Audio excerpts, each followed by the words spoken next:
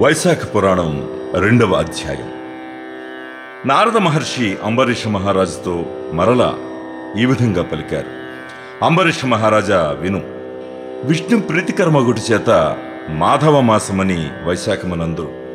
వైశాఖ మాసముతో సమానమైన మాసము లేదు, కృతయుగమంతటి ఉత్తమ యుగము లేదు, వేద సమానమైన శాస్త్రము లేదు, గంగాజలమునకు సాటియగు తీర్థజలము లేదు, జలదానముతో సమానమైన దానము లేదు, భార్యాసుఖముతో సమానమైన సుఖము లేదు, వ్యవసాయము చేయుట వలన వచ్చు ధనమునకు సాటి అయిన ధనము లేదు, జీవించుట వలన వచ్చు లాభమునకు సమానమైన లాభము లేదు, నిరాహారముగా చేసిన తపమును మించిన తపము లేదు, దానము చేయుట వలన వచ్చు సుఖమునకు సాటి అయిన సుఖము లేదు, దయా సమానమైన ధర్మము లేదు, కంటితో సమమైన కాంతియునూ లేదు, భోజన తృప్తితో సమమైన తృప్తి, వ్యవసాయముతో సమమైన వ్యాపారము, ధర్మ సమమైన మిత్రుడు, సత్య సమమైన కీర్తి లేవు, ఆరోగ్యముతో సమానమగు అభివృద్ధి, శ్రీ మహావిష్ణు సముడైన రక్షకుడు, వైశాఖ సమమైన మాసము లేవని కవులు వర్ణించుచున్నారు.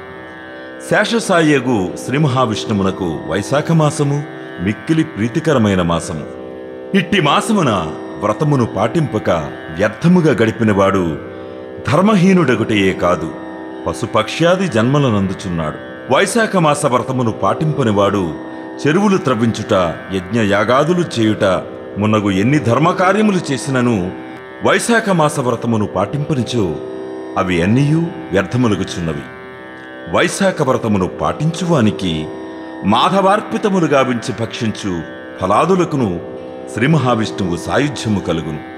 అధిక ధన వ్యయముచే చేయు వ్రతములెన్నియో ఉన్నవి. అట్లే శరీరమునకు క్లేశమును కలిగించు వ్రతములను ఎన్నియో ఉన్నవి. ఆ వ్రతములన్నీయూ తాత్కాలిక ప్రయోజనమును కలిగించును, అంతేకాదు పునర్జన్మను కలిగించును, అనగా ముక్తిని ఇయ్యవు. కనుక నియమపూర్వకమైన వైశాఖ మాస ప్రాతకాల స్నానము పూర్వజన్మను పోగొట్టును, అనగా ముక్తినిచ్చును. అన్ని దానములు చేసినచో వచ్చు పుణ్యము, సర్వతీర్థములయందు స్నానము చేసిన వచ్చు పుణ్యము, వైశాఖ మాసమున జలదానము చేసినంతనే వచ్చును. ఆ దానము చేయనట్టి శక్తి లేకునచో, అట్టి శక్తి గల మరి ఒకనికి ప్రబోధించినచో అట్టివానికి సర్వసంపదలు కలుగును, హితములను చేకూరును.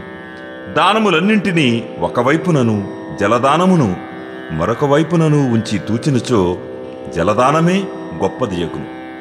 బాటసారుల దప్పిక తీరుటకై మార్గమున చలివేంద్రమును ఏర్పరిచి జలదానము చేసినచో వారి కులములోని వారందరూ పుణ్యలోకములనందురు. జలదానము చేసిన వారు విష్ణులోకమునందుదురు. చలివేంద్రము ఏర్పాటు చేసినంతనే బాటసారులు, సర్వదేవతలు, పితృదేవతలు అందరూ సంతృప్తి నొంది వరములనిత్తురు. ఇది నిస్సంశయముగా సత్యము సుమా. దప్పిక గలవాడు నీటిని కోరును, ఎండకు బాధపడినవాడు నీడను కోరును, చెమట పట్టినవాడు విసురుకొనుటను అనగా విసనకర్రను కోరును. కావున వైశాఖ మాసమున కుటుంబ సహితుడై బ్రాహ్మణునకు జలమును అనగా నీరుగల చెంబును, గొడుగును, విసనకర్రను దానమియ్యవలను. నీటితో నిండిన కుంభమును అనగా కొండను దానమియ్యవలను. ఇట్లు దానము చేయనివాడు చాతక పక్షి అయి జన్మించును.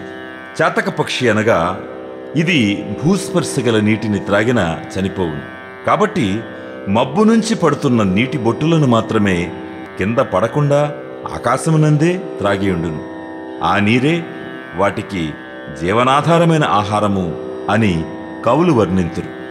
దప్పిక గలవానికి చల్లని నీటినిచ్చి ఆదరించిన వానికి కొన్ని రాజసూయ యాగములు చేసినంతటి పుణ్యఫలము కలుగును.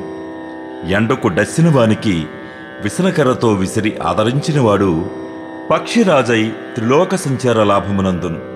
అట్లు జలమును ఇయ్యనివారు బహువిధములైన వాతరోగములనంది పీడితులగుదురు. ఎండకు డస్సిన వానికి విసురుటకు విసనకర్ర లేనిచో పైబట్ట అనగా ఉత్తరీయముతో విసిరినవాడు పాప విముక్తుడై విష్ణు సాయుధ్యమునందును. పరిశుద్ధమైన మనస్సుతో భక్తితో తాటియాకు విసనకర్రనిచ్చినను సర్వపాప విముక్తుడై బ్రహ్మలోకమునందును. అలసటను వెంటనే పోగొట్టునటువంటి విసనకర్ర నీయనివాడు నరకలోక బాధనంది భూలోకమున పాపాత్ముడై జన్మించును. గొడుగును దానము చేసినచో ఆదిభౌతిక అధీఆత్మిక దుఃఖములు నశించును. విష్ణుప్రియమైన వైశాఖమున గొడుగు దానమియ్యనివాడు నిలువ నీడలేనివాడై పిశాచమై బాధపడును. వైశాఖ మాసమున పాదుకలను దానమిచ్చినవాడు యమదూతలను తిరస్కరించి విష్ణులోకమును చేరును. మరియు ఇహలోకమున బాధలను పొందడు, సర్వసుఖములనందును.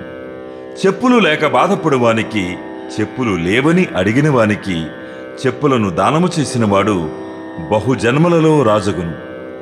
నిరాధారులకు బాటసారులకు ఉపయోగించినట్లుగా, అలసట తీరునట్లుగా మండపము మున్నగునవి నిర్మించువాని పుణ్య పరిమాణమును బ్రహ్మయు చెప్పజాలడు. మధ్యాహ్న కాలమున అతిథిగా వచ్చిన వానిని ఆహారమిచ్చి ఆదరించినచో అనంత పుణ్యము కలుగును. అంబరీష మహారాజా అన్నదానము వెంటనే తృప్తిని కలిగించు దానములలో అత్యుత్తమము. కావున అన్నదానముతో సమానమైన దానము లేదు. అలసి వచ్చిన బాటసారిని వినయ మధురముగా కుశలమడిగి ఆదరించువాని పుణ్యము అనంతము. ఆకలి గలవానికి భార్య, సంతానము, గృహము, వస్త్రము, అలంకారము మొదలైనవి ఏమాత్రము ఇష్టములు కావు, ఆవశ్యకములు కావు. అన్నము మాత్రమే ఇష్టము, ఆవశ్యకము. కానీ ఆకలి తీరినచో ఇవన్నీ కూడా ఇష్టములు కాగలవు, ఆవశ్యకములు కాగలవు.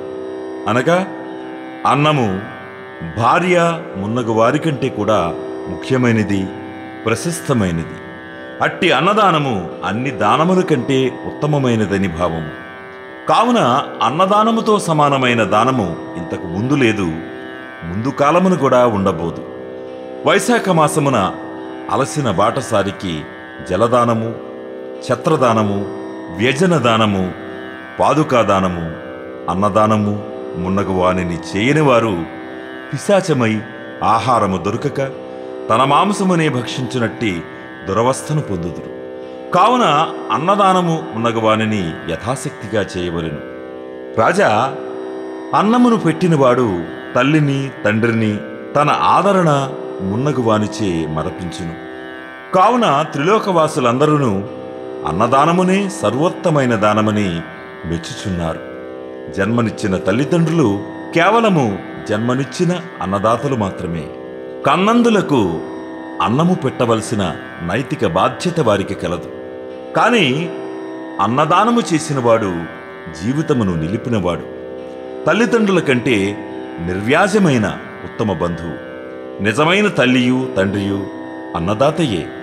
కావున అన్నదాత సర్వతీర్థ దేవతాస్వరూపుడు, సర్వదేవతాస్వరూపుడు, సర్వధర్మస్వరూపుడు. అన్నదానమున అన్ని తీర్థములు, వానిలో స్నానమాచరించిన పుణ్యము, సర్వదేవతలు వారిని పూజించిన ఫలము, అట్లే సర్వధర్మములు వాటిని ఆచరించిన ఫలము కలుగునని భావము. వైశాఖ పురాణము 2వ అధ్యాయము సంపూర్ణము.